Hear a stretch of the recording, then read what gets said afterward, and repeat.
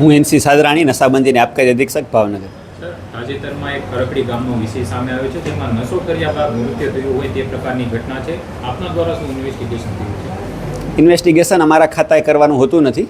અમે નશાબંધીને આબકારી ખાતાનો અધિકારી છું. અમારે નશાબંધીને આબકારી ખાતું છે એ આ જે દારૂની જે પીવાની જે ઘટના બની છે એમાં અમારા ખાતાનો કોઈ રોલ હોતો નથી, કારણ કે અમારું ખાતું એન્ફોર્સમેન્ટ કરતું નથી. એટલે આ વિશે મારે કંઈ હાલમાં કંઈ કહેવાનું રહેતું નથી. ઇંગ્લિશ દારૂમાં બે પ્રકાર આવે છે, ઇથાઇલ અને મિથાઇલ. આમાં કયો પ્રકારનો આ દારૂ હતો છે?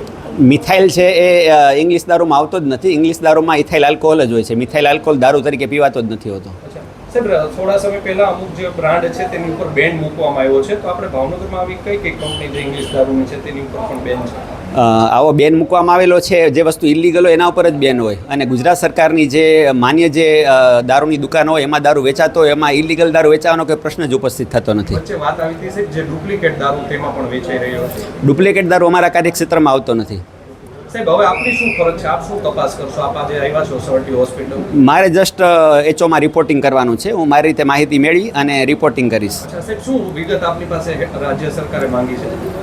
ઓફિશિયલી કંઈ નથી માંગેલું. અને ઓનઓફિશિયલી કોઈ વિગત માંગી? હાલમાં કહી શકું એમ નથી.